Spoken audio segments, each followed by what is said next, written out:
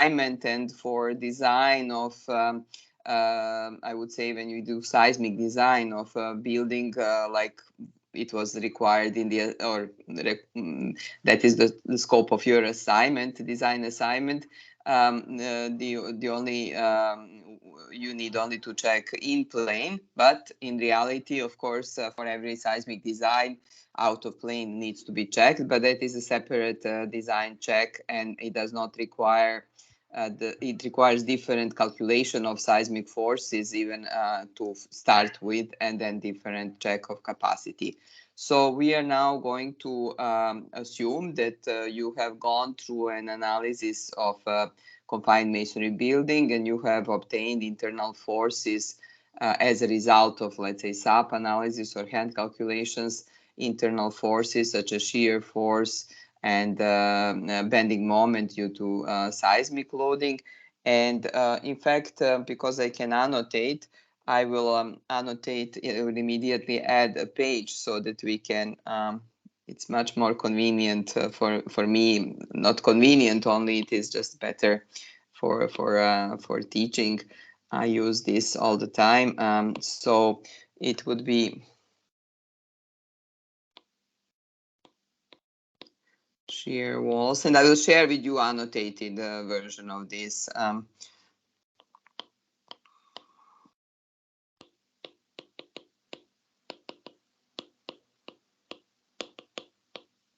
So if we have single story wall, we would have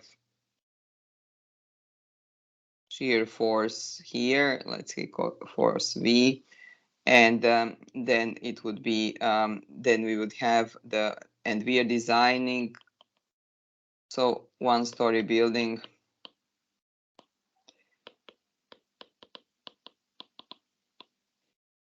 And we would have here reacting force, or you would keep it at the same direction, doesn't matter for the purpose of what we do. So we'll just show it as red. So we have a force V, and then we would have bending moment M, because if you assume that this is a single story building, we will have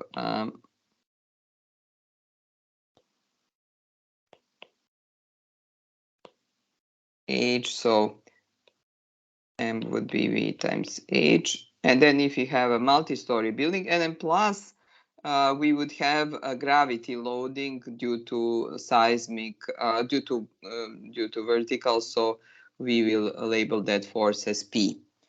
If in case of multi-story buildings, we will have as you know also the same thing. We will have several forces at different floor levels, like this.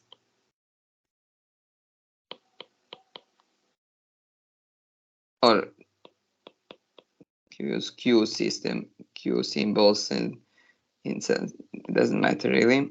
F3. But the resultant of all these forces will be V. So imagine that it is the same, so to speak, and we still are interested in design at the base level. So shear walls act practically like a cantilevers for the purpose of design. So we will have again shear force, bending moment, and axial load. So this is multi-story building.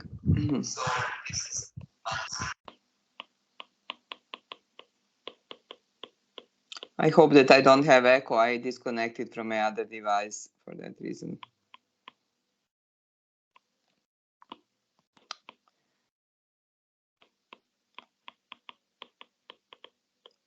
So what I want to say is that the design for in-plane loading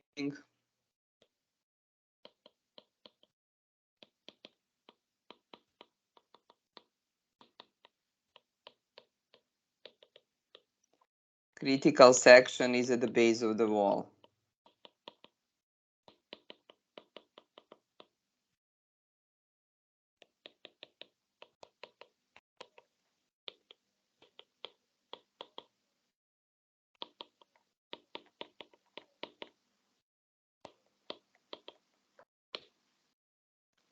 because shear wall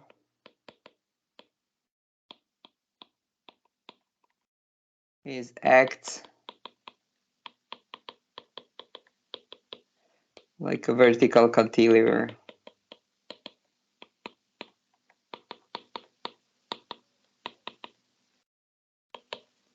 So distribution of forces, if we were to draw distribution of forces, it would be like this.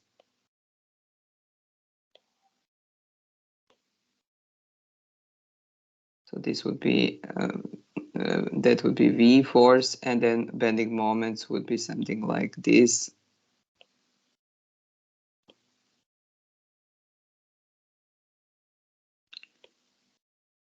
It's not linear, it's linear, but it's broken line anyways, but I'm just trying drawing. So anyways, all the forces and all the relevant forces are happening at the maximum, and also P would be gravity load would obviously be maximum at the base. So we are now considering a section at the base of the wall, and we are checking in any case capacity of that section to resist these applied loads, in this case seismic loads and gravity loads. So and we will have an example at the end of this presentation. So I will just go over the so drawings are hand drawn, and even example is handwritten. It's not still prepared in the, I think this could be a part of a guide one day, but right now it's still in this handwritten note, but it is okay. So we can see here confined masonry wall. We can see a wall with a length. We will always take the length of the entire wall. We don't separate the length of the masonry part, and that is shown already here. LW is the entire wall length because that is all the same wall. It has reinforced concrete tie columns, which we can show as gray shaded.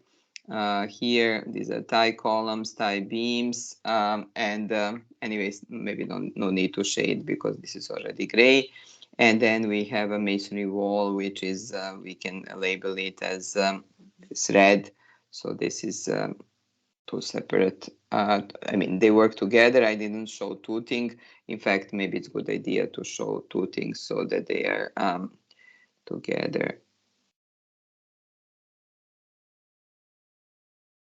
It's important to indicate that there is some form of toothing or connection.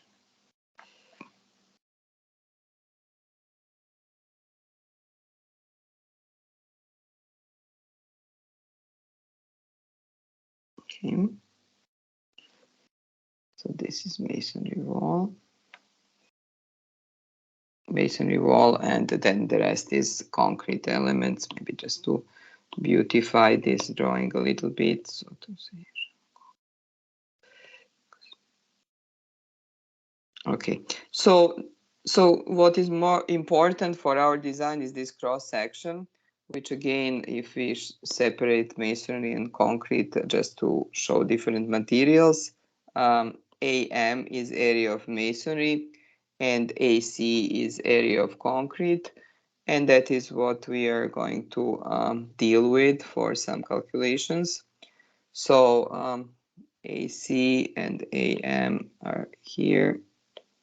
AC is the area of one reinforced concrete tie column, and right now you can see it on the right hand side. Dimensions of tie columns are B and T, and T is at the same time wall thickness. It is shown here, so let us not repeat twice. It is in the text below. So, and all this is explained at the area. So we need these separate areas. In reality, this separate area of masonry wall and separate area of column will be needed for two reasons. One is to find the properties of transform section for the analysis, for the, let's say, if you do white column model. And the second reason is for axial load check or axial capacity check due to gravity loading. Other than that, it is not needed. So we will go to the next page. So first of all, this is what we already discussed in the lecture yesterday. It's just the same, but it is only written as a part of the explanation for this part, for the modeling that about in the written form, transform section properties. So we are in the modeling part. We are moving from this into this, so these two are the same. So this is actual wall wall section, and this is transformed section, which we use for transformed. We will not need this for design check for wide column model or equivalent frame model.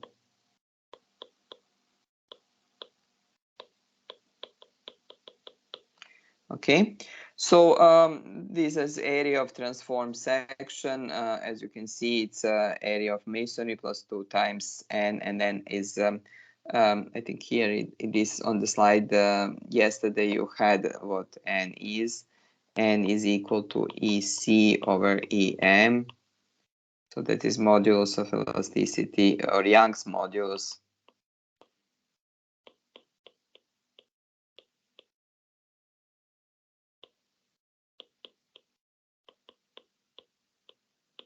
Concrete EM is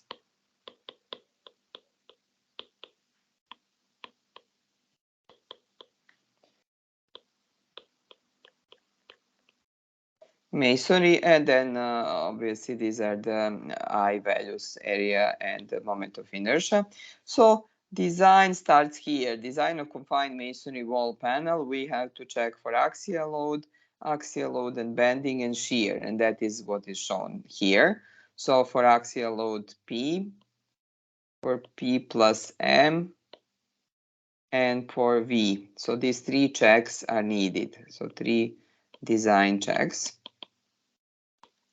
I would say that this first one maybe not needed as a separate one, but in any case you need to find the axial load capacity for or resistance for the purpose of P plus M check. So I would say that it is needed. Design for gravity loads.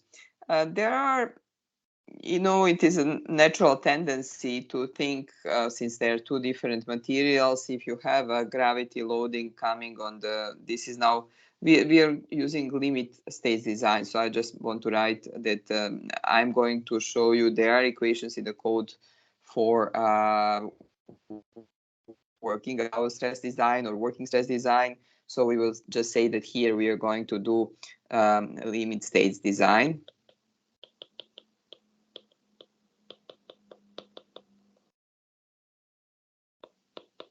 Design or ultimate limit state. So in this,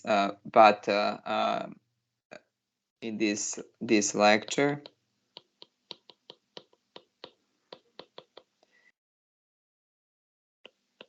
but allowable stress design is also possible, permitted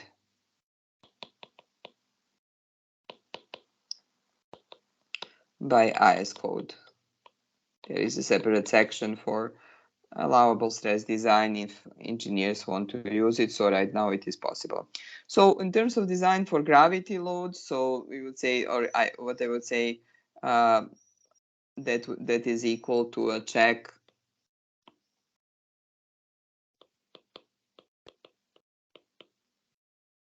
axial capacity or resistance. Oops.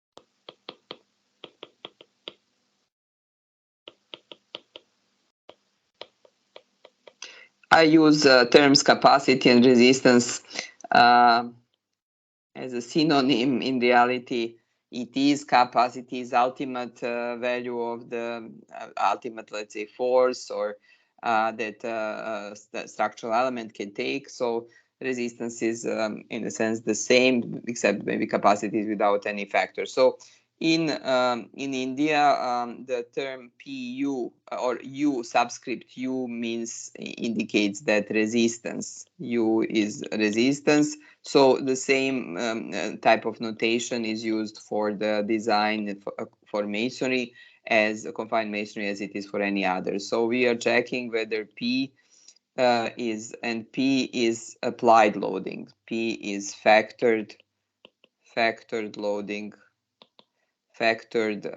loading. Let's say, e.g. due to dead load. Sorry. Dead load, imposed load, and live load. That is a live load actually. So that is what it is. There is usually no snow in India. It could be snow in Canada. We always have to consider snow. So anyways, what I want to say here, this diagram shows something that you actually don't need for actual design, but I just wanted to say that in case you are interested to find out if you have this load PF, or you call it P in India, which is factored load, and you want to find the load that is applied on the masonry wall, and let's call it PM here. So maybe you can have PM over half or PM. So PM is a load of masonry wall.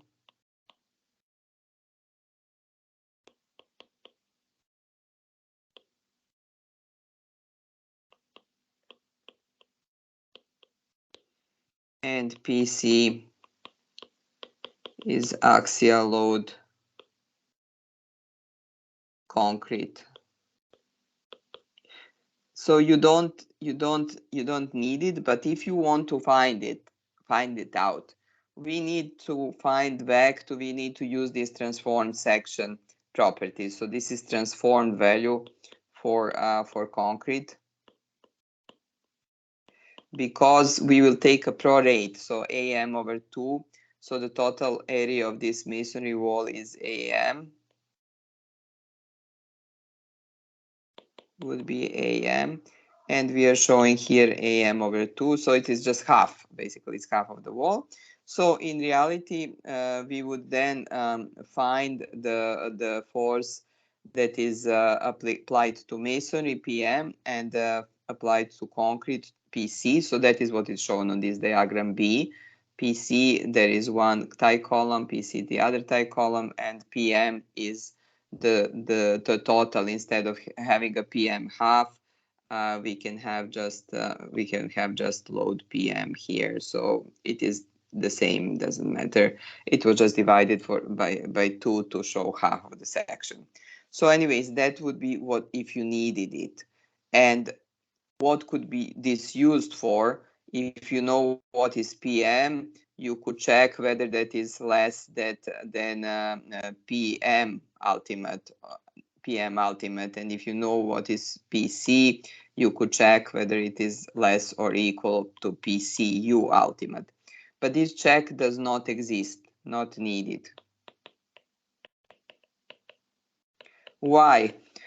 It's not needed according to a code. That's what I want to say. Not needed according to, I'll just call it IS code. We know that we mean the masonry code, IS code. Why is it not needed? Because we will have, as you can see, we have an just combined equation that takes into account both resistance of masonry and resistance of concrete in the same equation.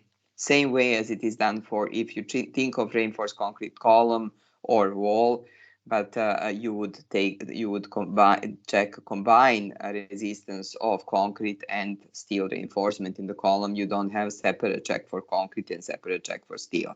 So this is not needed according to the code. So if you are to find it out, if you want to continue and for whatever reason you want to have a separate values, then PC or concrete would be equal to total force P and multiplied by this proportion of the cross-sectional area, as I said, transformed sectional area of concrete divided by the total cross-sectional area, which is shown here, and then for masonry you would find that one. So according to the IS code, so this is the code equation. Code equation is this one, and I will not shape the equation, so I'll just say that this is the code equation, and I will explain.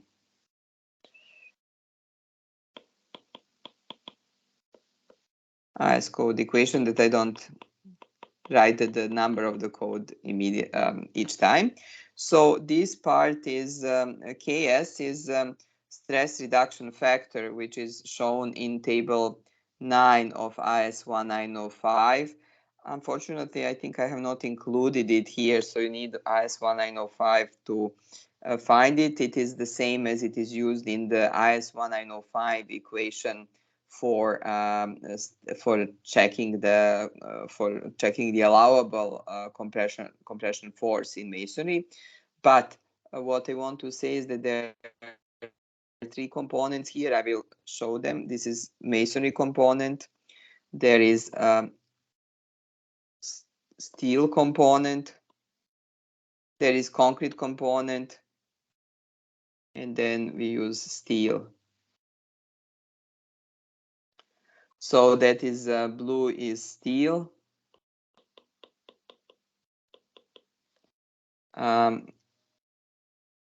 Gray is concrete.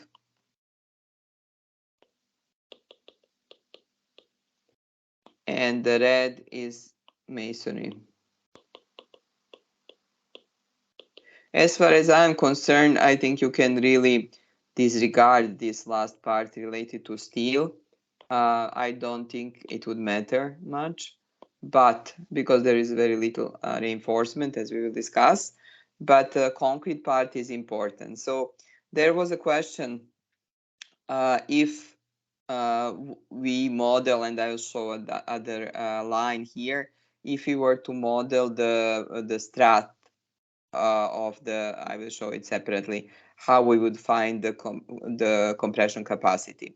So so this this value of 0.4 is same as you would do in concrete, because if you would multiply those factors, it would be the same as no 0.45 is the same as in concrete. 0.4 would be typical value for masonry, because you would take 0.5 f prime m. If you take, I will write it down so that just to get to see how do we get it. I'll just actually add one page because I don't have ability to insert otherwise. So just add a page to explain this at this location. Okay.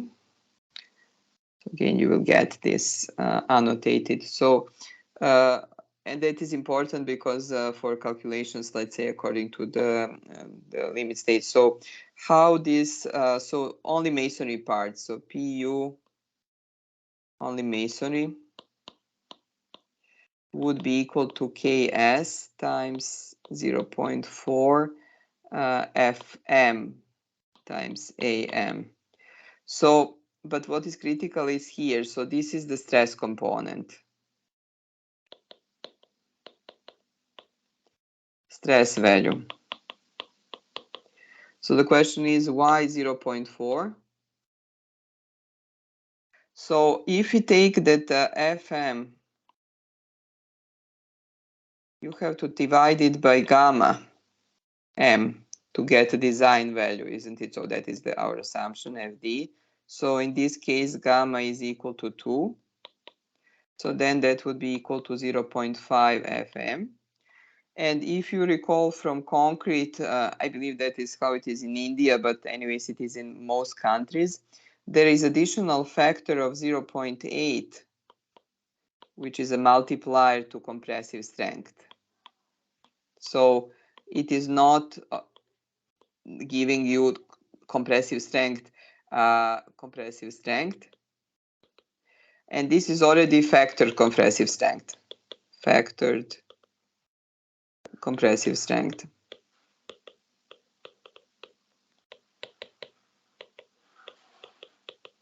So 0.8 times this value.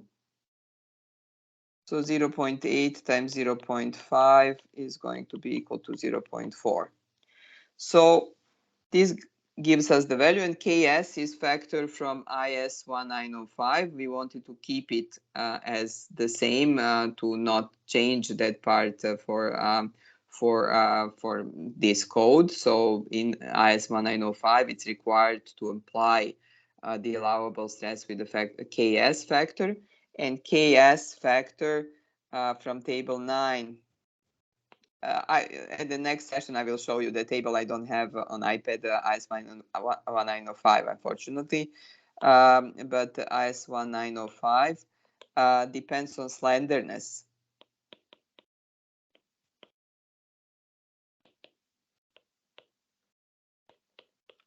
So that is H over T ratio. So we have wall height and thickness.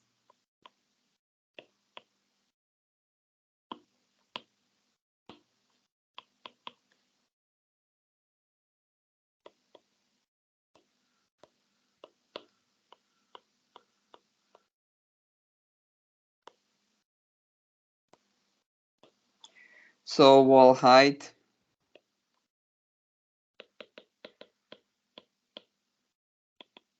So we are talking about values 12, 14, maybe, depending what you have. T is wall thickness. Anyways, we will cover it. So Ks factor, that is it. So now going back to what is the strength. So we are going back to this value.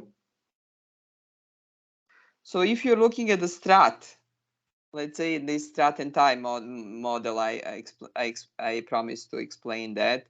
How would you check, let's say if you follow Indian code, how would you check what is the ultimate capacity of the strat in this case? You want to find the force in the strat. So that is P strat. So you want to check whether P strat due to factor load is less than P ultimate.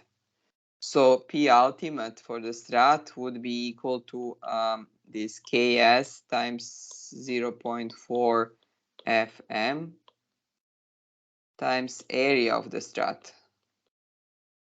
And we talked yesterday about the equation, at least for the if you use equivalent truss method, you need to have this area of the strat. So you have equivalent width of the strat, which was based on, and I can sketch it maybe with different colors. So strat would have some effective width,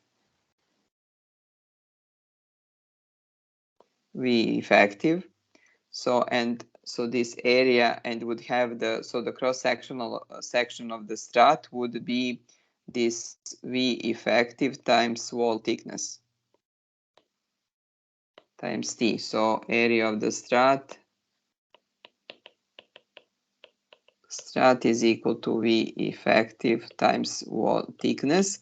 And V effective, you can, for example, take it from equivalent truss model.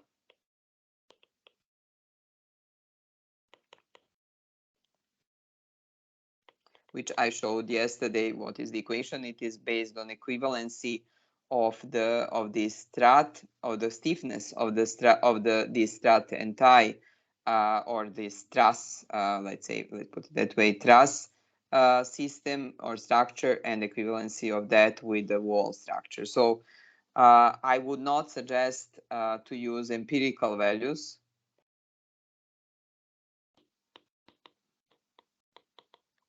We don't need to use empirical values for this. What is empirical value? Empirical value is that WE is equal to 1/3 over the length of the strat, something like that, or any other. That is empirical because it's not based on any derivations or any rational method. It is assumed based on some research maybe, but this is in the equivalent truss model, which was shown to you yesterday. It is actually derived based on the equivalency of the stiffnesses. So we are trying to use in confined masonry as much rational approaches, rational meaning based on the theory of structures and mechanics as much as possible. So anyways, this is just recommendation. There is no specific guideline in the code. I'm just giving that, and hopefully that helps with this. So once you find the force in the strut from the strut and tie model, you can check it against this this equation. And as I said, this is the required. And in this case, KS would be would compare the length of the strut. That is what I was showing. LS. So KS would depend on a factor, because you have to look now as a strut as of LS over T ratio. So this is I would put it as a title, strut and tie model. So these are a little bit of digressions. Tie model.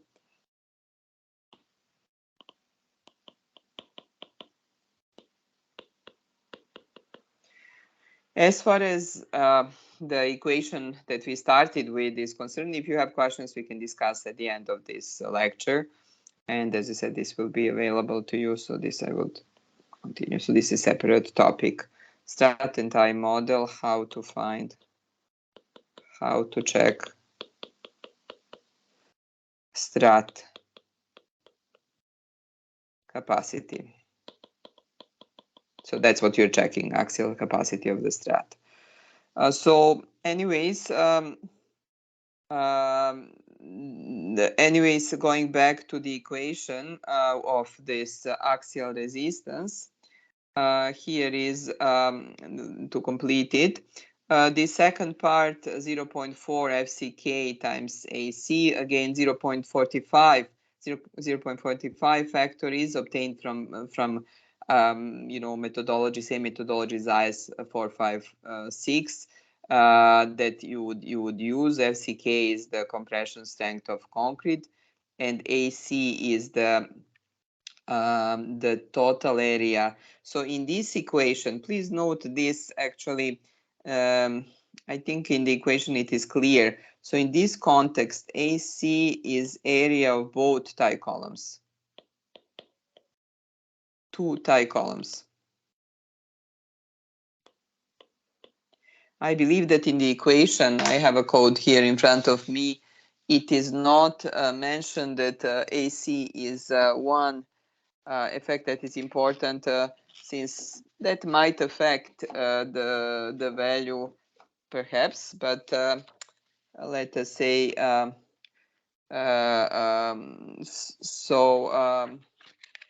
in the equation it is not mentioned that there is two areas, so this means two areas.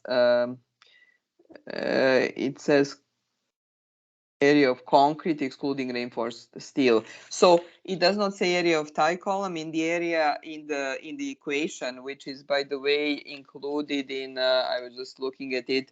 It is included in section in the clause 737. So this is clause 737 of IS 848. So anyways, it just says area. So please know that this is area of two tie columns, obviously. And then this is area of steel also for two tie columns. So that is also, so it says area of concrete. That is how it is mentioned, area of concrete. Area of concrete, but that means two tie columns, area of concrete. And here it says area of steel.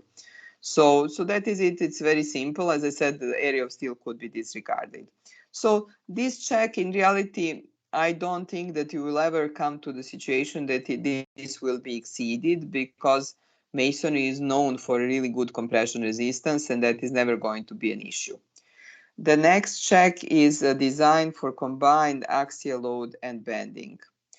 That is the approach that we have taken in development, or that was taken in development of the code, is the same as for reinforced concrete columns.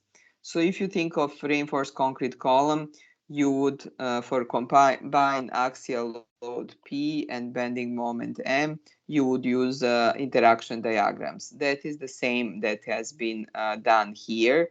So there is no need to check, separately for specific combination of P and M.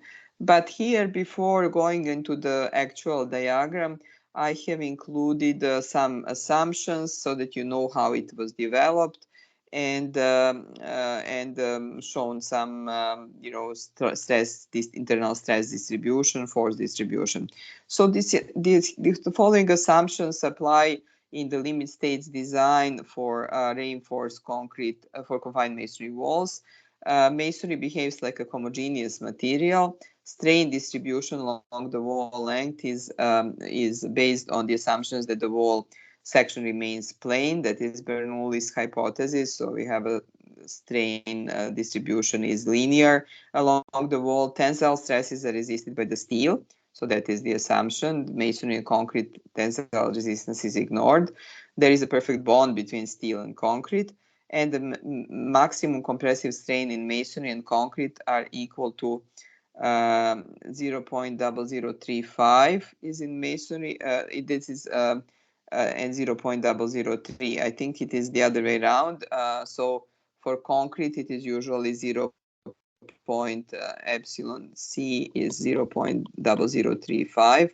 C ultimate is 35, and epsilon mu is 0.003, the inverse of these values. And these design objectives is to make sure that P is less than Pu and M is less or equal than Mu, as you can see here. So now going on the next page of this original note. So this is the distribution that we are assuming in this. So first of all, we are taking all moments around the centroid of the section O. This is the cross section. We lump the steel area into one point. So AS is the area of steel for one tie column, and that is how it is shown here. So maybe in order to follow the code, it should be as over half, but you can understand what I am saying. So I don't think it's a matter of labeling, it's a matter of understanding. So epsilon, the strain distribution, so the total wall length is LW, so that is something that needs to be shown. So I'll show it here. So this shows LW over 2. The total wall length is LW. So we use again the same to the end of the tie column, to the end of the wall, total wall length. Let's put it total wall length. It goes to the end of the, don't need to draw. So anyways, this is strain distribution. This is cross section.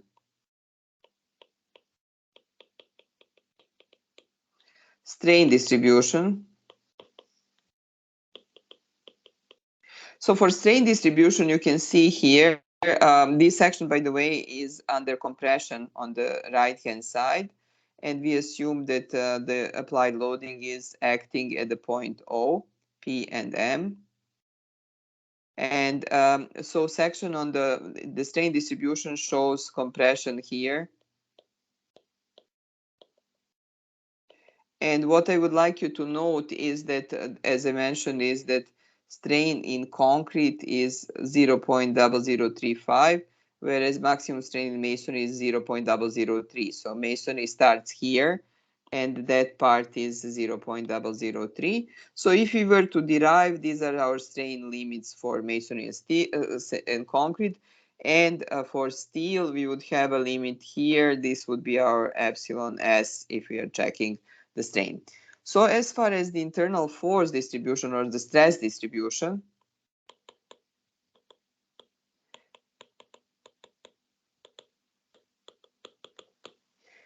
this is how it could look like. And this was adopted from a Mexican code, the way they assume it, and even the equations for the interaction diagram from Mexican code.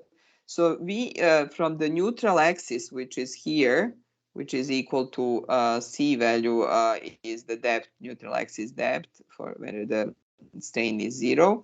We assume that the masonry stress is linearly distributed, because we assume that masonry is not going to be under very high compression, but for concrete we assume that it is under uniform compression. So we assume that equivalent stress block, and the value is 0.45 actually. We assume 0.4, same as for masonry, but it could be 0.45 if we are to be correct. In fact, maybe that is what it should be right here. This is anyways just to be consistent with the previous equation. So here this would be 0.45, but this was not used for derivation. I'm just showing how this distribution actually looks like, what is the basis for this interaction diagram. So anyways, this is the resultant of the force in masonry, of this triangular distribution. This is the resultant of force in concrete, and this is a resultant of force in steel. So this is concrete, steel in masonry on the compression side, steel, and this is masonry. So we have three components on the test. So we would have three forces which would develop a moment around this point O from this side. And on the other side, and that is an interesting point one of you had, I don't remember, it was Yogesh yesterday, about this, what does take steel, and I would like to come back to that. So on the tension side, we only have steel taking, so we only have this tie column being responsible for a tension. So if you think of it in the context of a strategy tie model, and how that is taken again, because as I said, I'm mentioning that model because it has somewhat specific. So let's say this is the situation. So we would have in this red portion, this would be our tie. This would be the tie. Isn't it so? Because the compression would be on the other side, or actually the tie would be on this side if you show the line. So this would be the tie, so this would be in tension. So that tie would correspond to this area of steel, which is TS. So tie force is this TS. And TS, if we take that, if you want, and it is shown on the next page what the force is, again, considering all the partial factors of safety and all that, if you want to consider them. If not, then you take them as one. But this diagram at the bottom shows this linear stress strain diagram for masonry.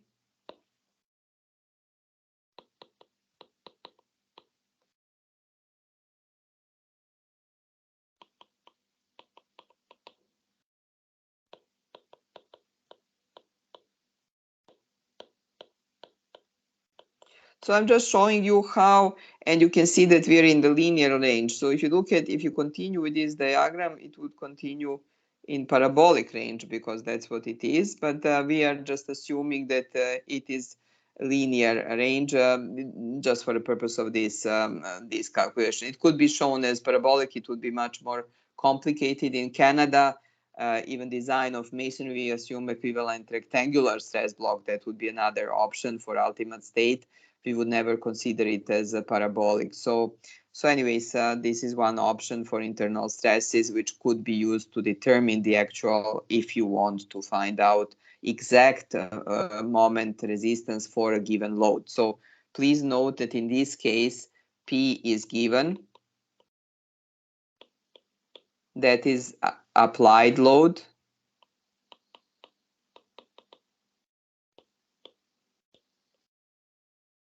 Load at section. And mu is to be determined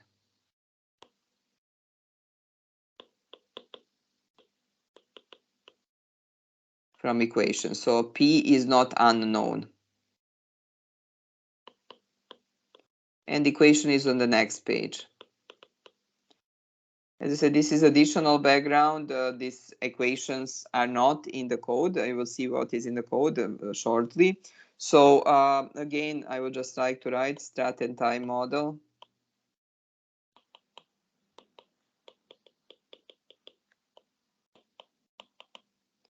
Tie force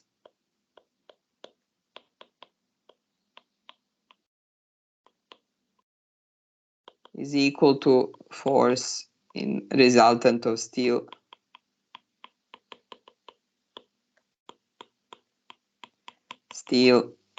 under tension of stresses of steel under tension. Okay, so here, in fact, I see that we don't have that, so we will see if we have area. Let me write it then here. So we have area of steel. These 4 bars, they would be equal to AS. So all these 4 bars will give this area, let's call it AS. So TS would be equal to, I will call it Fy. I know that Fy divided by gamma steel times AS. That would be the actual force in steel.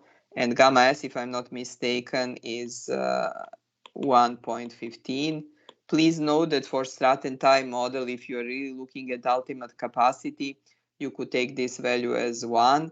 But I believe according to the code, you should take it as 1.15. But it does not. It is not stated whether this factor should be used or not. So it is in any case equal to the product of the yield steel stress at yield and area of steel. So please note that unfortunately we haven't written that in the equation here.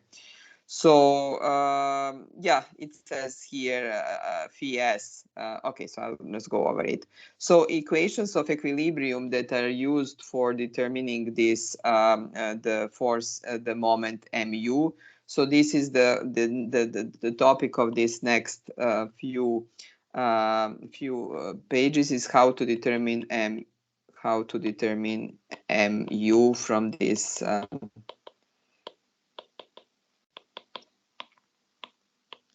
So we have equation of equilibrium. So equilibrium of vertical forces, sum of vertical forces.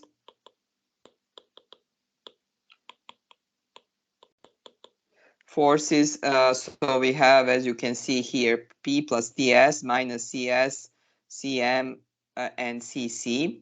So we have 5 different forces, and those 5 forces are shown here on this diagram. So I'll highlight them in yellow.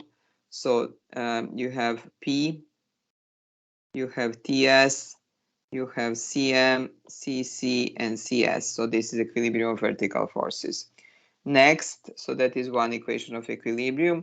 In this case, sorry, in my notes for courses, I use the Canadian labels for this, but it is not necessary. So phi s here is equal to 1 over gamma s, but that is what is showing is the same as earlier. And phi m is 1 over gamma m. So this is the phi sub s and phi sub m are the labels that we would use in North America for the codes. So cm, it shows cm, so 0.5 times phi m. It just shows how these equations are resultants are obtained. And as I said, you don't really need it. Based on this equation, you can find this actually the C value. So this is not from equation 10, it is from equation 3, sorry, equation 3, that is the equation here. From this equation, you can find what is the neutral axis depth.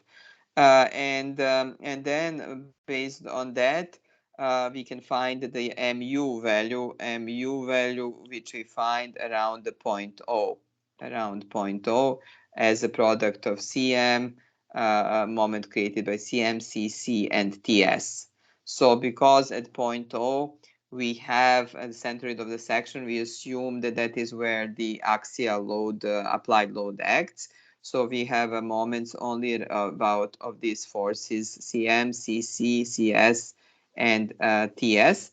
And we assume that CS and TS are both in, same in reality, but that is what it is. So that's why it says TS. So we assume, I will say that TS is equal to CS assumption. So this is if you want to determine it. Good news maybe is you don't need this.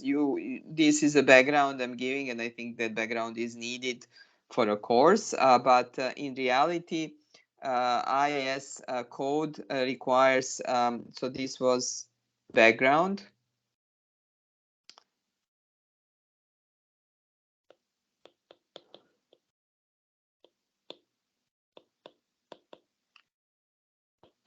For derivation.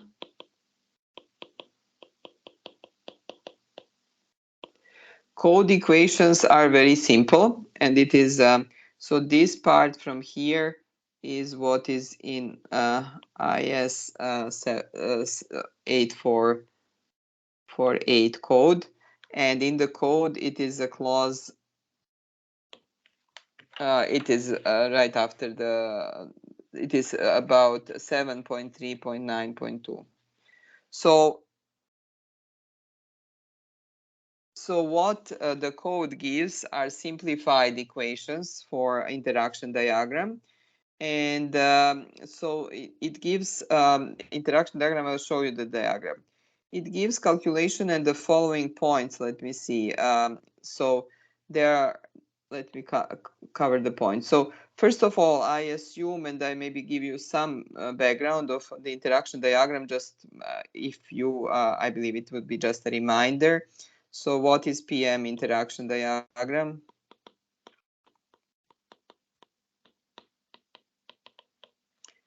And I can explain that on example of concrete column. It would be the same as this. You can imagine a concrete shear, reinforced concrete shear wall. So this is P. So that is P, and this is M. So axial load and bending.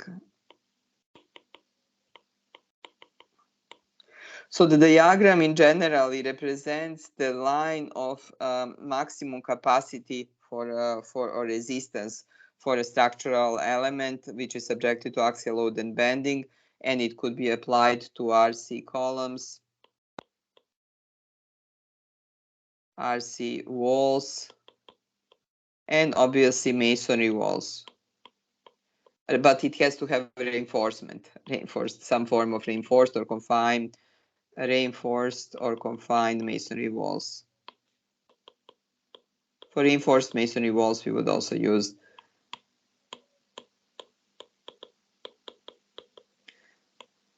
masonry walls. Okay, so these points, and I will start from here. So this point 1 is the point of pure bending.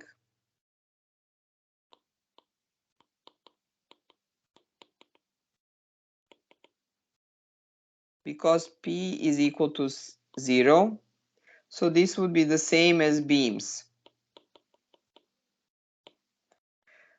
Point 2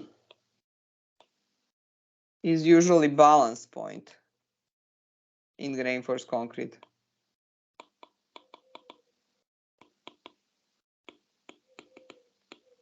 Where if you have reinforced concrete section, we would have that, and this is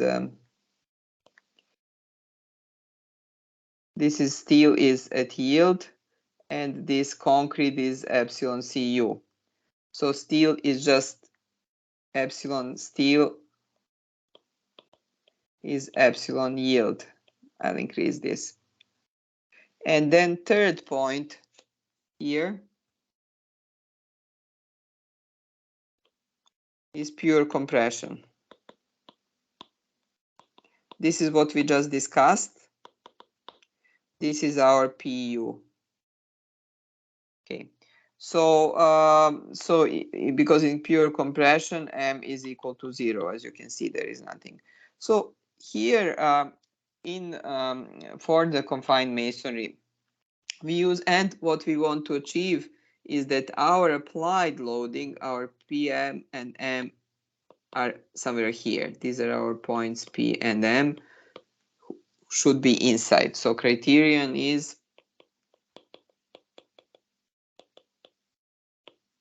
or goal, let's put it goal,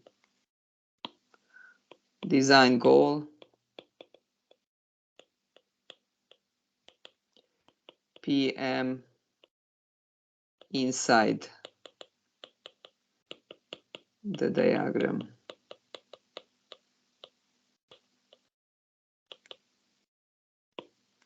Okay, so this is very brief background. I assume you know it from concrete. As I said, it's exactly the same. There is really no difference, except that Mexican colleagues, and that has been in Mexican code for a while, for a number of years, they have come up with equations, with simple equations to create these diagrams. So you still need to check where your P and M, but this, instead of this curve, there is a set of broken lines which are giving us these values of the diagram. And the diagram looks like this. You can forget about this part. So in reality, we need this part. This is compression. This bottom part would be tension. So this is part that is tension. We don't need it. So we are basically interested in constructing this. So the first point where we are constructing is this one, is pure bending. The second and third point are here. So this is the second area. And then this is the third area. So we under second we have 2 points. Let's call it 2A and 2B. So basically we have 4 points in reality. And what is interesting is that I think just by looking at it, just to understand, so this is pure bending.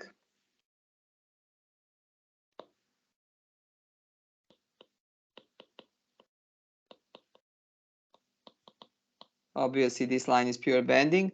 This line is equal to 1/3, 1/3 of this ultimate capacity, of the ultimate strength for axial strength, isn't it? So PU is just 1/3, which you know without doing, we don't need to have loads for that. And then PU is the value that we calculated from the code. So let us see how these values look like, and the basic equation. And so please note that again, AS here means the steel in one, only in one tie column. So I think in looking back, we would need to basically change the equation, or to be consistent with this. It would be better if equation for PU would consist of 2 times AS and 2 times AC.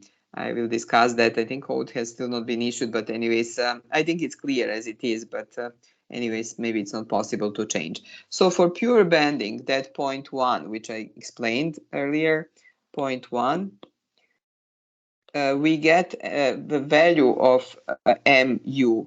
So it is equal to 0.87 Fy As Lw minus B. So what does it mean? It assumes that only tie columns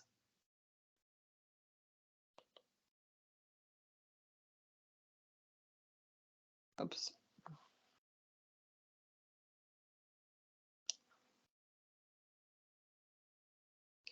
Only tie columns resist, only tie columns considered in the equation.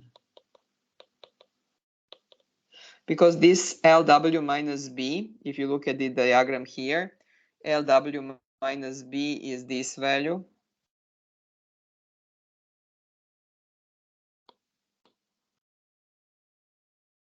And this here is the force in tie column, or the force in steel resistance, steel resultant.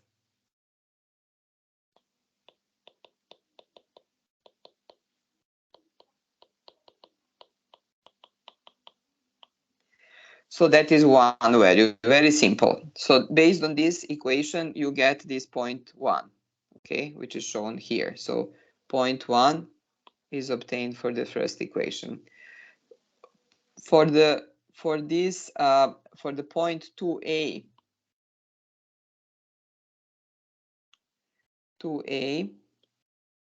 you would use the second equation, but you would put P is equal to PU over 3, because this second part is valid for the range. So this is a value for the line. So this part B is the line. So this is all part B, that is this line. But you don't need the line, you just need this point. So this is point 2A, which was shown there. And let us see what is considered. As I said, this is a simplified version of what I explained as a background. So it is 0.3 times P, where P is the applied loading, times LW minus B over 2 plus MUF. And this MUF is our point value for point 1. So this is 0.1 plus additional value, which is giving us a slope on this diagram. So we start with this value, and then this is the additional value. So when we replace that P is equal to PU over 3, we would get, instead of P, we would take PU over 3, and then we would get exactly the value 2A, which I've shown. And then we have the third part, which is P is greater than PU over 3. But in this point, you get the value 2B when you take that P is equal to PU over 3. Because this is between PU over 3 less than P and less than PU. That is basically what this is. And here you can see it is just now a little bit more complicated term, but it is a function of P, which is that applied loading, which in this case we just make it equal to PU over 3. LW minus B, we know what it is. B is the dimension of tie column, plus 1.5 MUF times 1. So the bracket is ending here. This is the parenthesis, times 1 minus P over PU. So if you take that P is equal to PU, then this equation becomes equal to 0.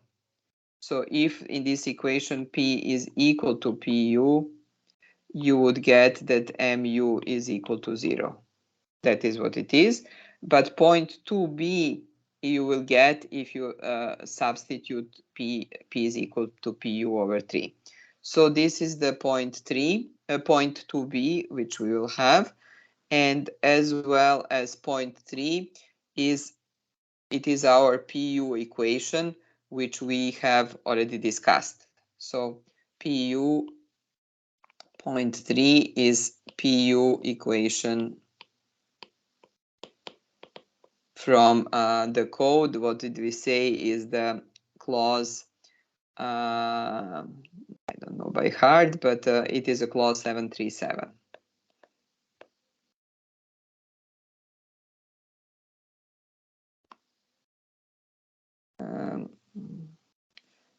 Here.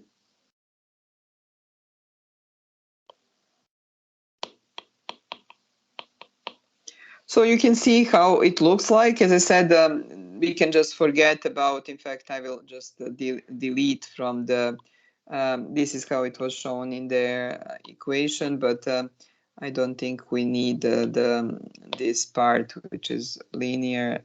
We just start from this, actually. We just need the compression part of this portion, and that is what is shown to the code. So if you look at the code,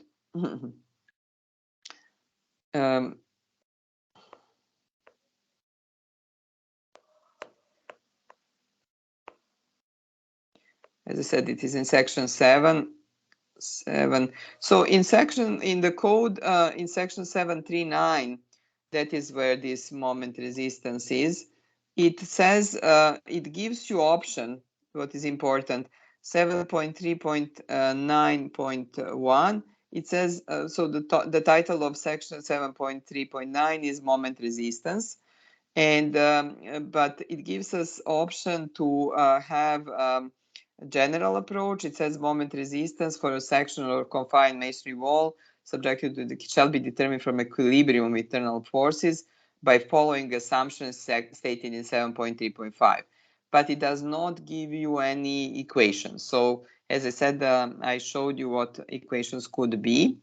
And then for the second part, it is given 7.3.9.2. It says simplified axial load and bending moment interaction diagram, and gives you exactly these parts here. So that's what I showed, that this is an and it gives also an alternate method, and it says that PM interaction curve for confined masonry can also determine by considering incremental values of neutral axis along the section. However, this will involve lengthy calculation by trial and error.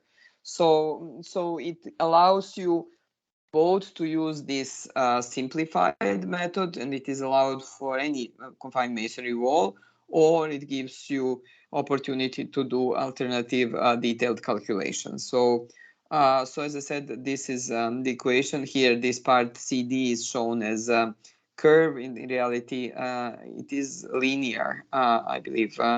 I don't think it's curved, but anyways, it is the same concept and the same equations. So going back to our, so this is for axial load and bending. So we have axial load and bending, and the last topic is shear. How do we design for shear? Yesterday you had a great, we had a great presentation by Professor Juan Jose Perez Gavilan, and he explained the lots of extensive research that has been going on in Mexico over the years. Some of the research he has done with his students for the last maybe 20 years. Before that, there were other researchers who have done research starting from 1960s into confined masonry walls. Of course, with the time, equipment has progressed, and more advanced methods for measuring the strains and displacements and the forces are available. So I would say more recent research is maybe more reliable, but some of the equations that are in Mexican code exist for many years. And design shear equation for Indian code is from the Mexican code. So I would say that the equation for shear, so equation, use the black one, VU equation,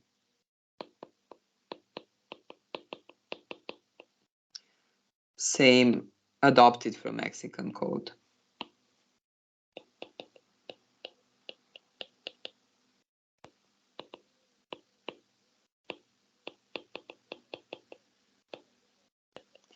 By the way, I can share with you, there is no problem. In fact, it is free. Version of Mexican code from 2004, and where this equation existed, but without this factor. So it was NTCM, and this is from 2017 version. But there was a previous version. The code is called NTCM. That's like IS. They call it NTCM, and then 2017 is the latest. But previous version, this one is not available. I have it in Spanish, but not in English. NTCM 2004 is available in English and Spanish. It is available, the codes of various countries are available on the website of Confined Masonry Network.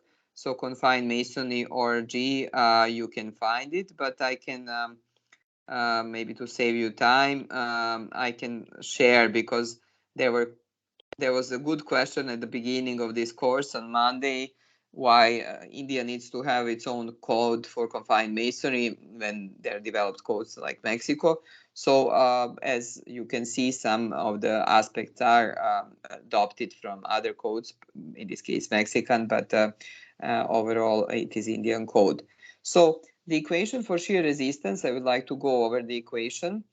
It is empirical equation, but a similar form of equation exists in other countries, and in most cases, 100% of the cases, equations for shear are empirical. They cannot be derived from anything. They are based on the research. And because different countries have different research studies and different committees for code development, equations are different. So equation in Mexico may be different from equation in Chile or Peru or Eurocode equation, and all these listed have confined masonry sections. But it is considered to be reliable and simple to be applicable for confined masonry in India. So what are the parameters in this equation? There are two parts of it, and I think that is how equations for shear are, and after this there will be explanation where you can see where this is coming from. So this first part is masonry part. Let me use red color. So this is masonry.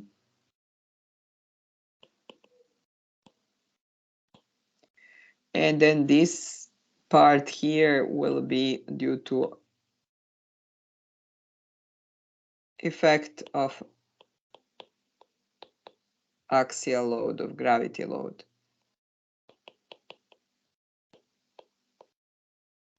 So in reality, what we want to say is that masonry has its own resistance, but if you have a larger applied gravity load on the section, you have a higher shear resistance.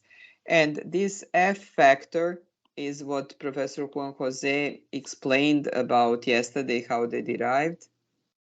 F is definitely Mexican factor, so it is special factor that influence. I will explain it later. That depends on the H/L ratio, on the height to length ratio of the wall. It is explained later. So maybe to start with this, let me see if I can draw actually here. I don't need to add a whole page.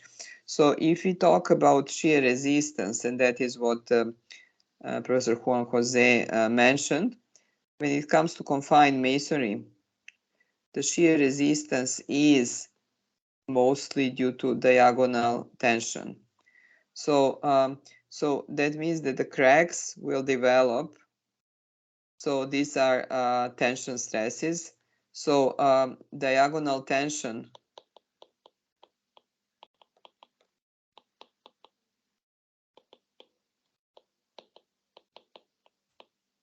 shear resistance, and the basic shear strength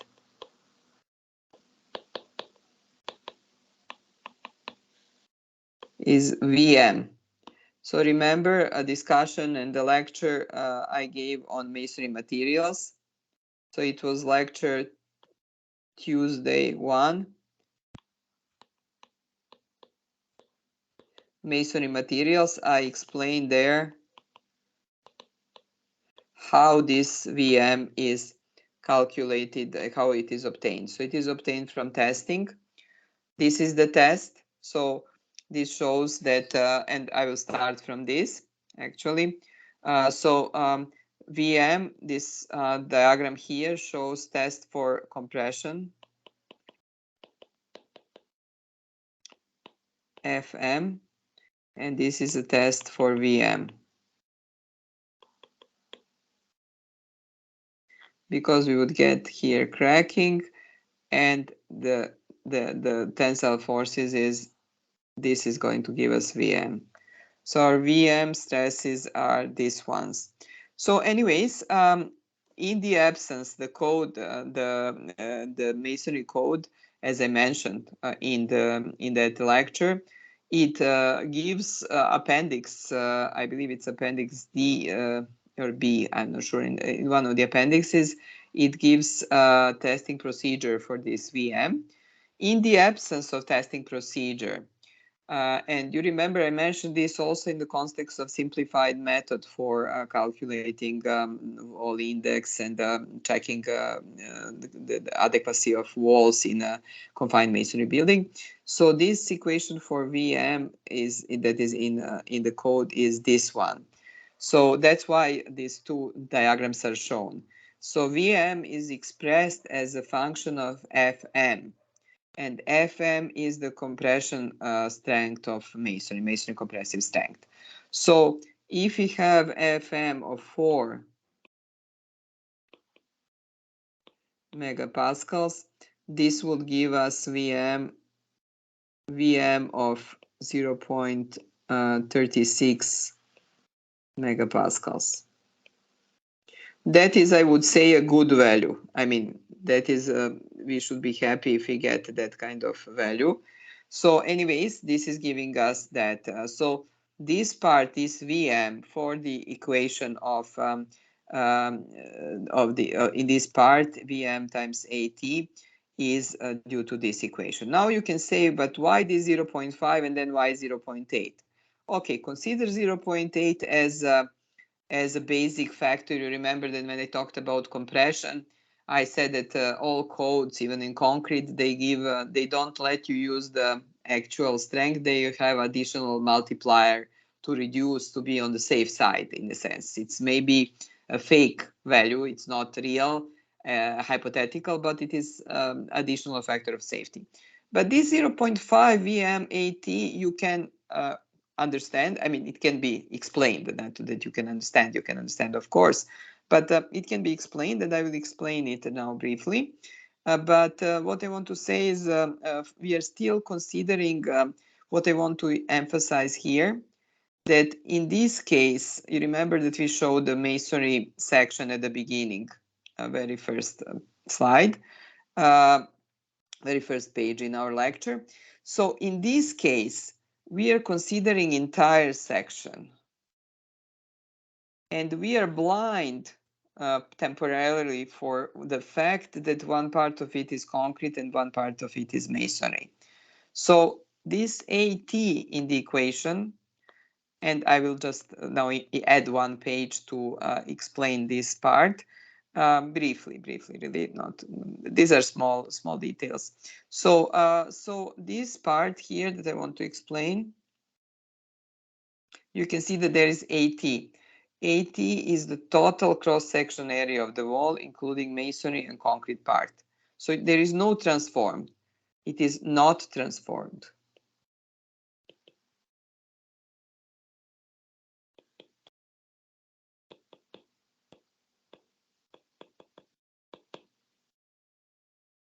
Just as total. So let me add a page here, and I will just sketch that.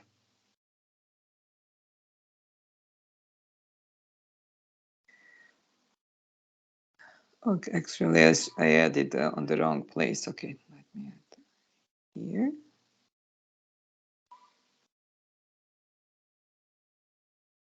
Okay, so the equation is going back to this 0.5 VMAT. So what is it actually? 0.5 VMAT. It is masonry shear resistance.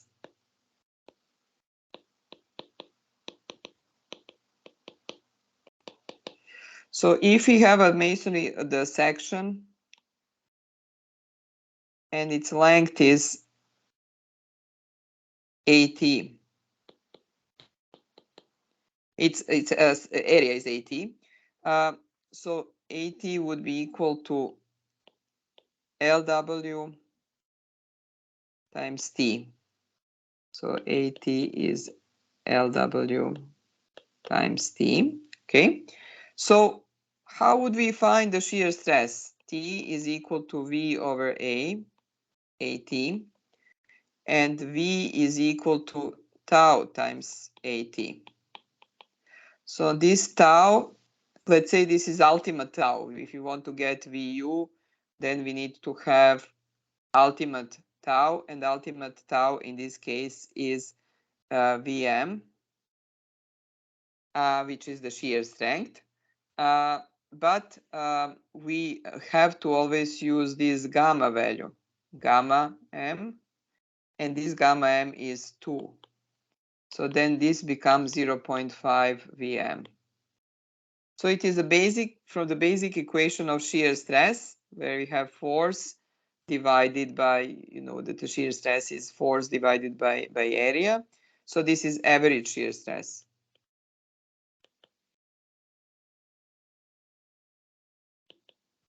For a section. So this is stress, and this is force. And this is area. So you can see it's very basic. In reality, effectively, you can explain it. Now, this factor of 0.4 PD, I will explain. That is a factor due to this. But please note that there is upper limit to this equation, that the equation value cannot be larger than 1.5 VMAT. So no matter what kind of combination of values you get here, this is the maximum value. If you get more than that, then you have to use this value. This is in the code. And this is in a section I will also write. I didn't write in the original handout, original note. It is this section, clause 7.3.10 of IS 17848. Okay, so anyways, I explained this. So PD, that we are coming to this part, PD is unfactored axial load, which shall include permanent loads only. So you have only practically dead loads. So you don't need to include, you shouldn't include imposed load. It should be as small as possible. So this part, if I write now the equation, if I write the equation to VU, and we have the 0.8, as I said, additional factor of safety, 0.5 Vm times AT plus 0.4 PD times F. So this PD should be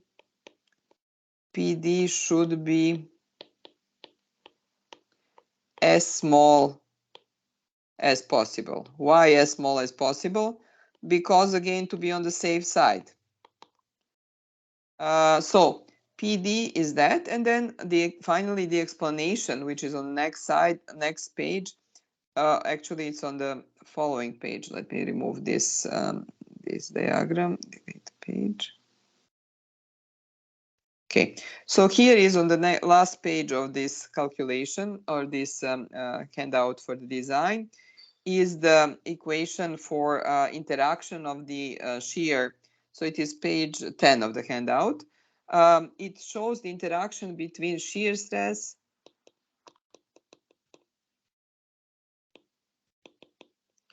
and normal stress.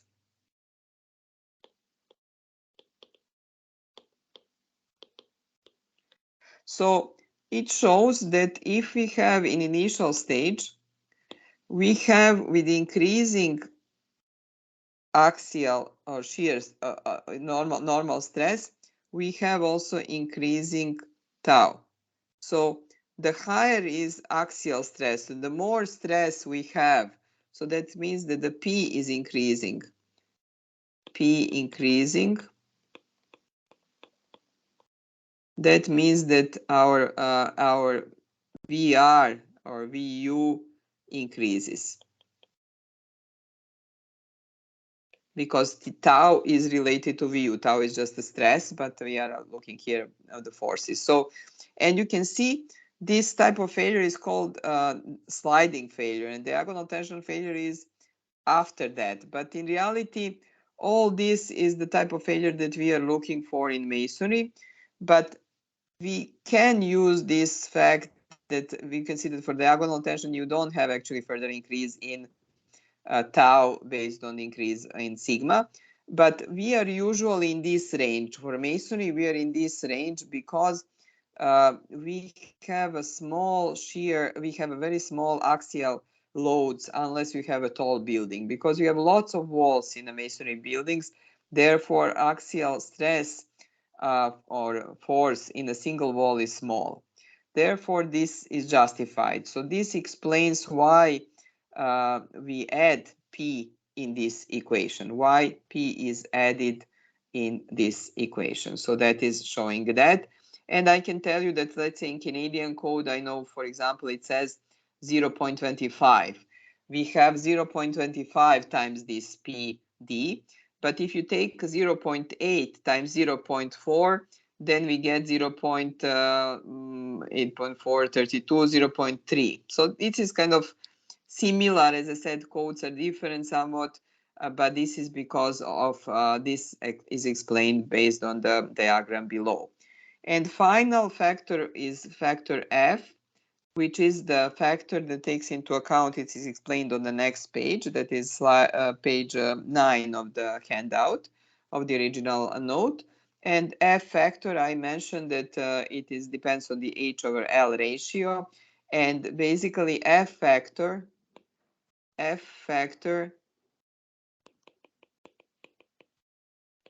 is due to, as Professor Jose explained, to shear flexure interaction or shear bending interaction.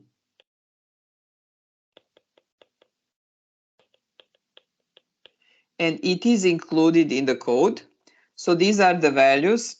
It is 1.55 if H over L is less than or equal to 0.2.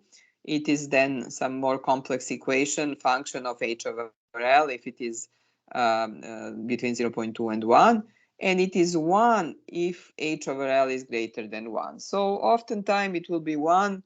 It would, or it could be higher than 1. So the values of F are between 1 and 1.55. So this factor is included in the code, and you could see the equation. So you need to find that value. Please note one thing for this H over L. So if you have a 3-story building, so F value, let me use the black one.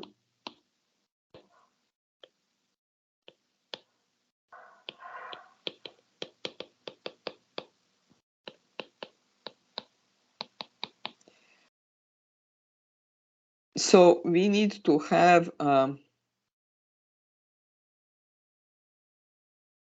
if you have a 2-story building, we should take H, overall H, because wall is considered as entirety. So it's not H for one floor, it is overall height, full height.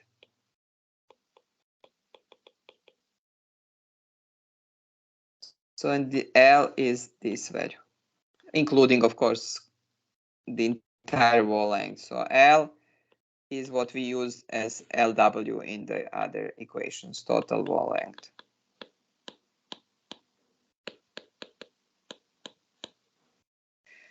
Okay, so so that is what I would what I had, and yeah, this last thing is Professor Juan Jose mentioned, or actually talked about that yesterday.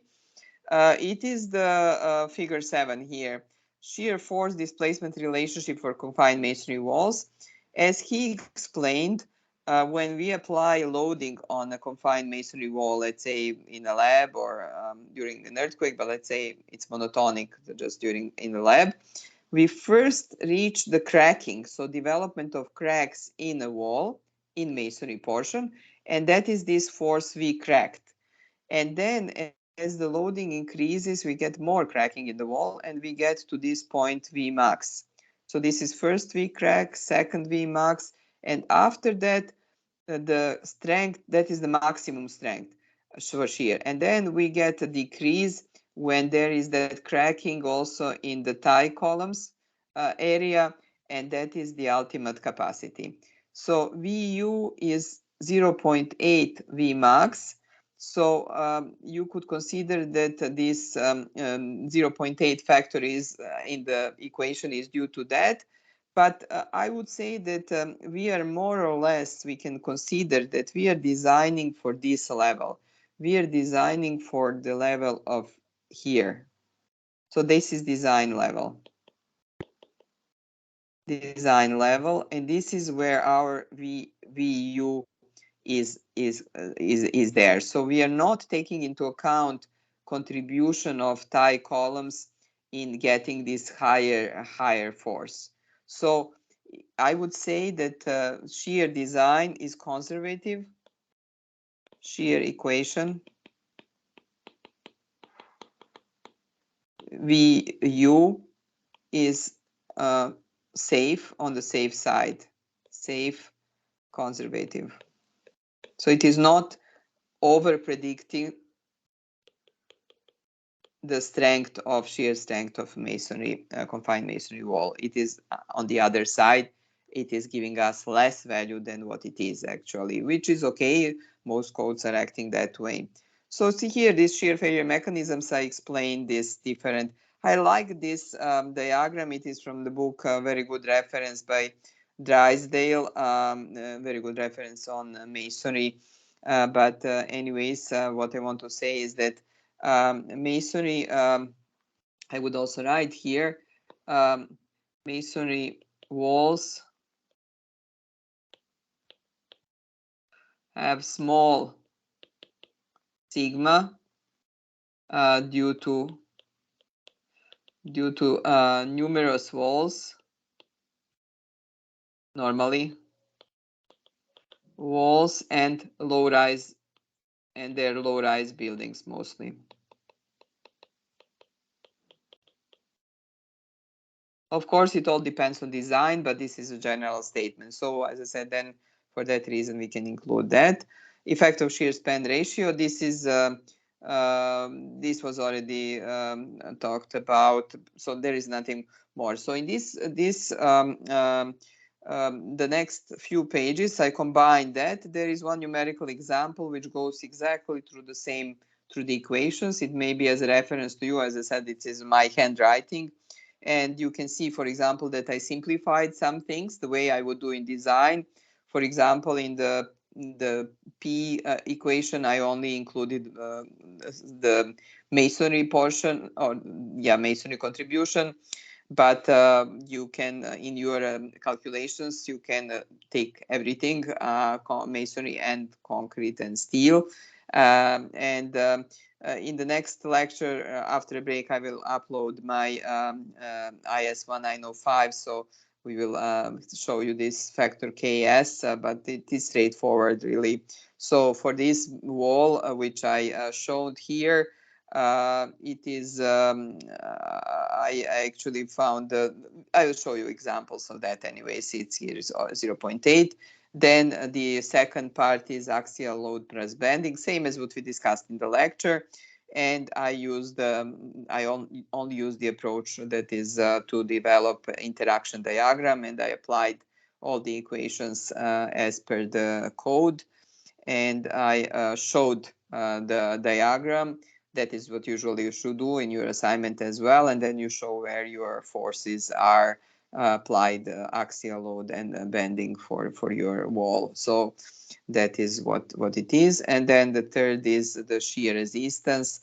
Again, that has been done and checked. So you could see with shear resistance, for example, I was very tight with this wall, very close. And this gives me the statement, the note that, in my opinion, you should first check shear resistance, because if that doesn't work, you shouldn't be worried about axial load and bending.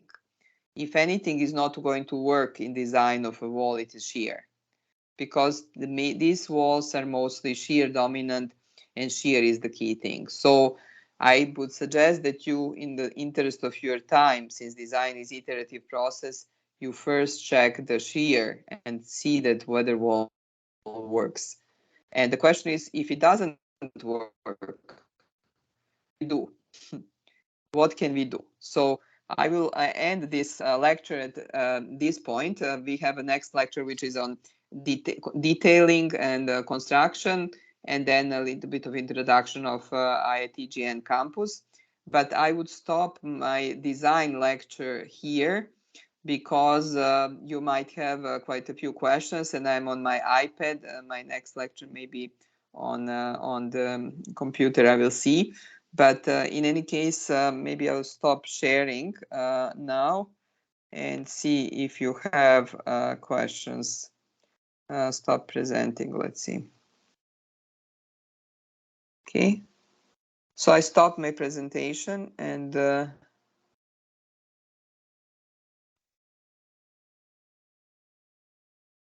any questions that you might have? Anyone has any questions to ask, they can raise your hand and we'll let you ask your questions now.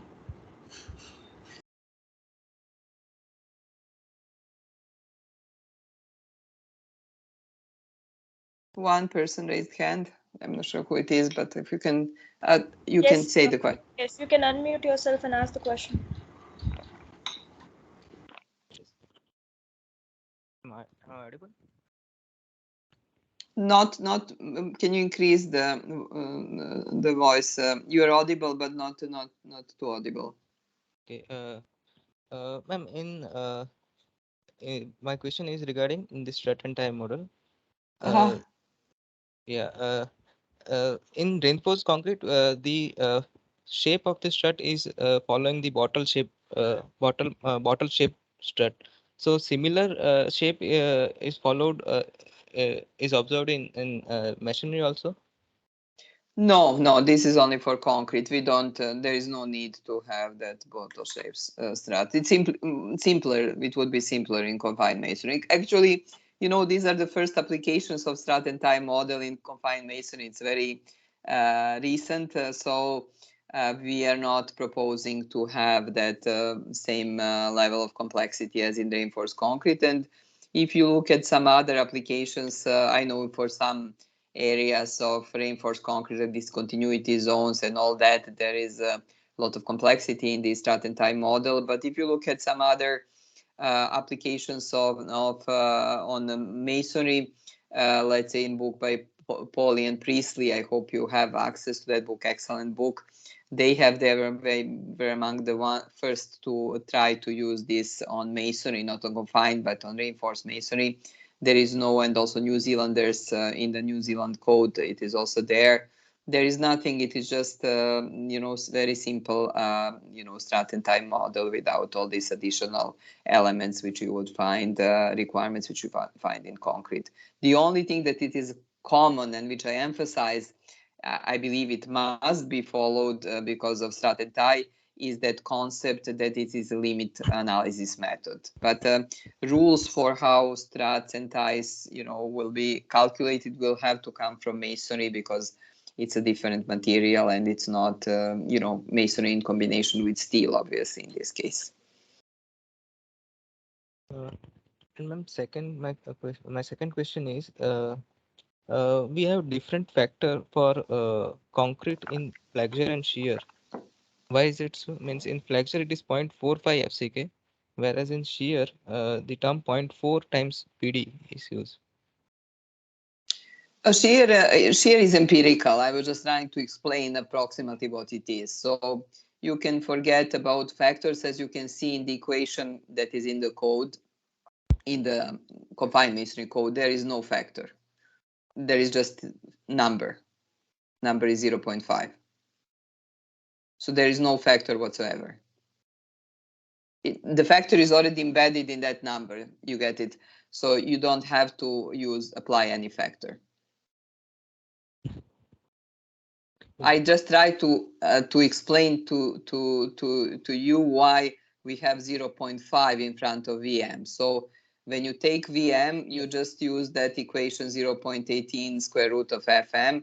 You don't need to divide it by anything. I was just trying to give you a background how this value of 0.5 has been derived. And the reason there is no factor for shear is just simplicity. So the engineers don't have to think. But yeah, I agree, it may be confusing because you would say, oh, I need to divide this by that gamma factor. So you don't need, for shear, you don't need to divide it by anything.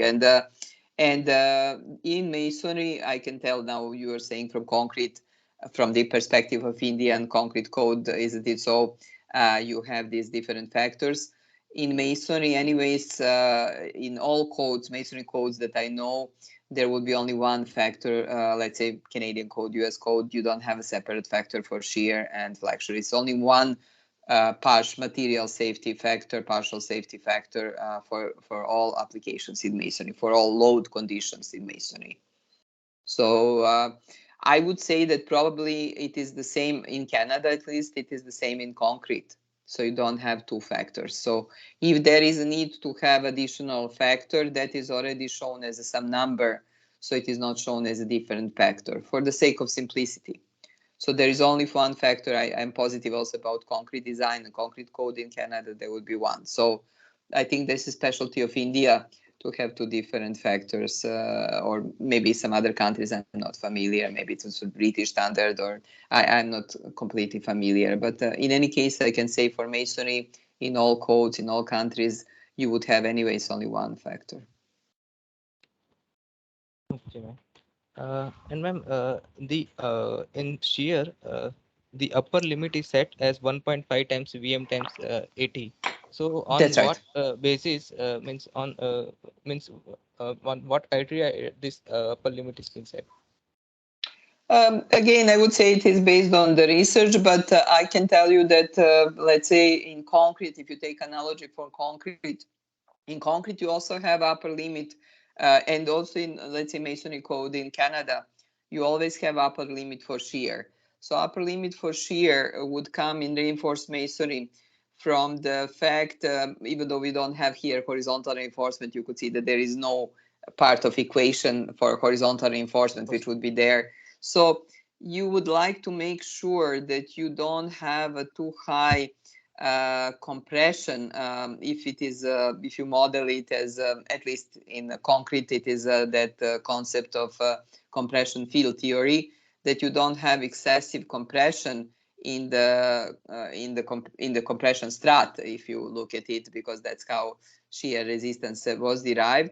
So so here is also that you don't have excessive stresses, that you set that limit, so that in case you're above that limit, you should better redesign your section so that there would be no excessive damage, in a sense, crushing due to this compression in the strat. So I think it's the same rationale, but why exactly the value of 1.5? If you look at 1.5, that would be a maximum shear stress. If you look at the, you know, from the basics, from the mechanics of materials, you have 1.5 of the shear stress is 1.5 of the average stress. So maybe it is due to that. That is my explanation, but I have not read official explanation. Both equation and that limit are from the Mexican code. I can tell you for Canada, for the masonry code there, the limit has been derived by, and for concrete code also in shear, it has been derived assuming some maximum compressive stresses in the compression portion of the shear. I would say the shear mechanism, you would say. But here you could take this 1.5 as the maximum shear stress, because it is, as I was saying, VM is based on average, that VU equation is based on the average shear stress, which, as you know, is less than the ultimate stress. You know how the stress distribution looks like it has that parabolic shape with the 1.5. So I would say probably from that I can ask, maybe Professor Jose knows, but Mexican code does not have a commentary, so, and that equation has been there for many years. So I don't have access to the original research, which was basis for that equation. Okay, ma'am. Okay, Thank you. you're welcome.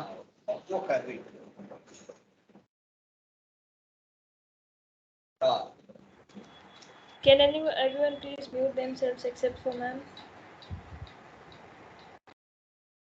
Any more questions?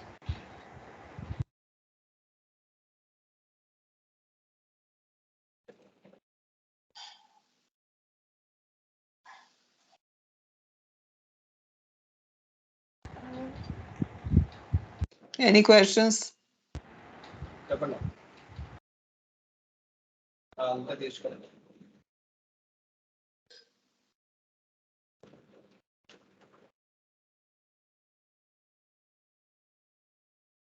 I think so, ma'am. We don't have any more questions. Then, Okay. yeah. Okay. In that case, what I would like to say for your assignment. For your assignment, when you are given requested to design one of the walls for axial load, shear and bending in plane only. So whatever I'll share with you regarding out of plane, you will not need to use it in this assignment. This is exactly the procedure and equations that you need to use. So the example that has been included is useful for you, since you will not find it anywhere else. As I said, this is pioneering work. It's a beginning of a new code for concrete. You have so many books and for steel and all that, but here there is very limited resources at the moment. So if you have any questions, try to use these equations and let me know. You have, I believe, access to my email.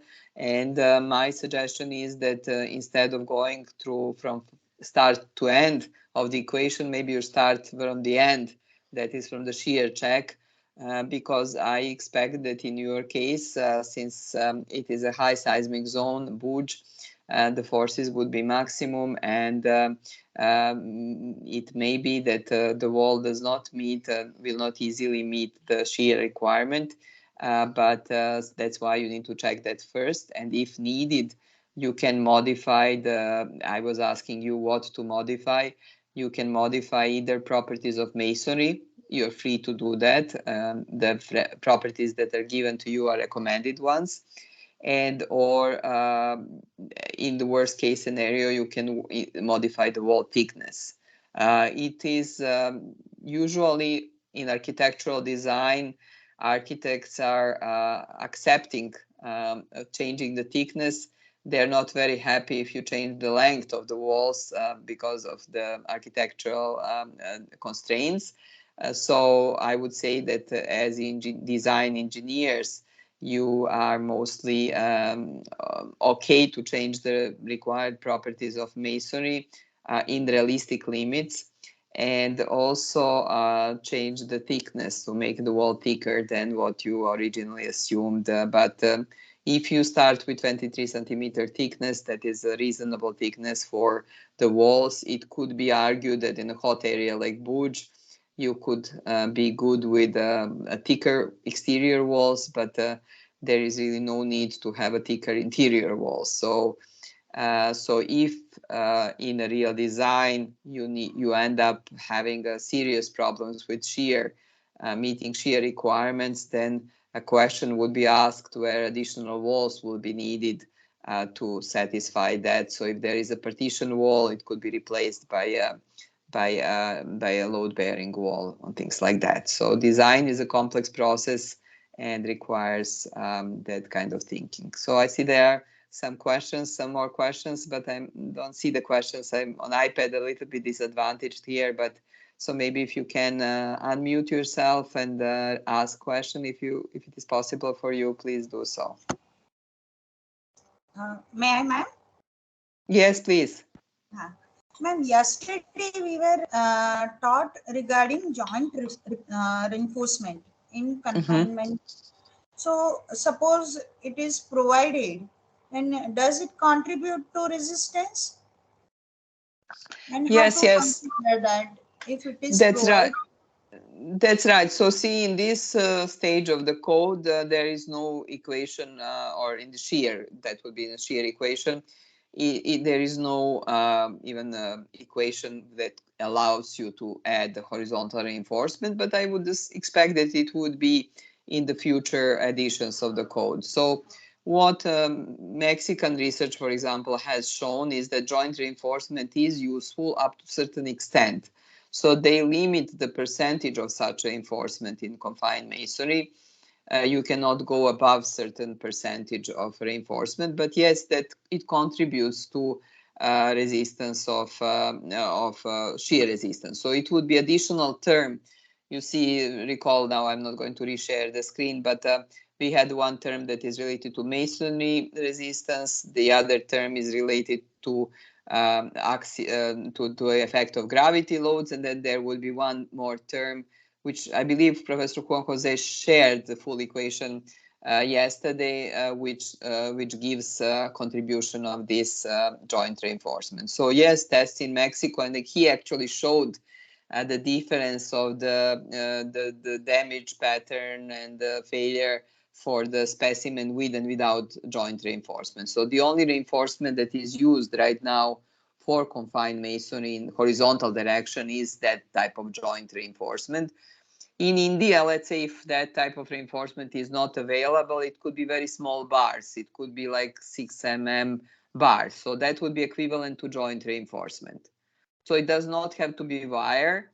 The fact that they're using wires is that they are really small, so it is easy to embed that in a mortar because mortar joints are normally, they try to make it 10 millimeters or 12 millimeters. So if you have 3 or 4 millimeter wire, then it is easier to embed. But yes, it is helping for sure resisting shear because I will try to share the screen. Actually, that's an important point, and maybe in my I will share anyways this updated lecture or notes with you after today's classes. So what I want to say is that the effect of shear reinforcement would be, I hope you can see the screen. So in this equation, there would be one more term plus steel effect, and it could be, let's say, some factor, let's say G factor times area of steel times Fy, and this area of steel would not be AS, they would be AH. So what I want to say is that, and that factor would be added to this, so that there is a third factor, and that's how indeed it is in the full Mexican equation. But we decided not to include that and not to permit the use of horizontal reinforcement. One strong reason is the fact that it would corrode easily unless it is galvanized, and so if there was a horizontal reinforcement, I can sketch here, you would have that, and if you have that crack, so the horizontal reinforcement would actually help. I will just show that reinforcement here. So you would have that joint reinforcement. Let's show it with blue. So if you have reinforcement, obviously, if you have a crack now, all this reinforcement would be useful in resisting cracking. See, particularly the reinforcement in the middle portion. So certainly that would be additional, and each of these bars would have its own force, which would be ultimately calculated as a result, and so they would definitely resist shear forces. So due to shear, they would be additional. That is the same in reinforced masonry. It is exactly the same as the effect of horizontal reinforcement in reinforced masonry. So as Professor Juan Jose explained, in Mexico, they do use horizontal reinforcement. They even use concrete shear walls instead of confined masonry. They cast concrete walls in the first 2 stories in some, not entire building, but maybe in some walls that are important. And then they continue above that with confined masonry. So it is simply how it is. So this is, I would say, horizontal reinforcement.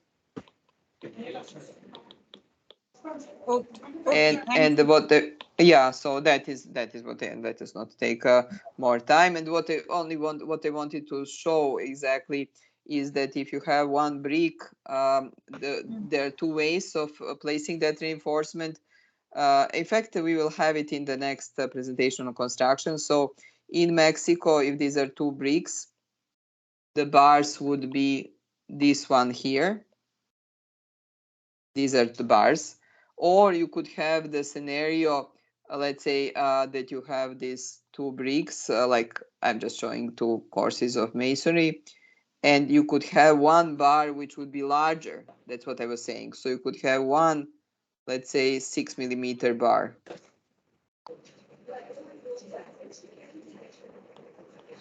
And these bars here would be something like 3 millimeters.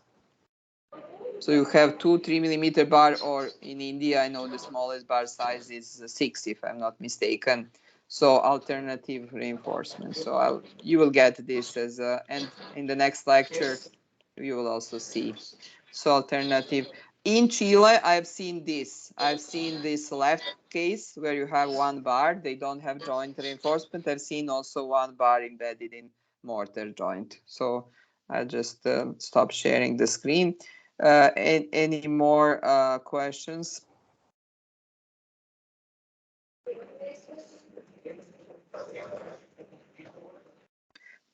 Okay, if there are no more questions, you can ask in the next lecture. We will have time. So maybe shall we take a break, and then we will use another link for the lecture, isn't it so? Yes, ma'am. When should we start the next session? It's 12.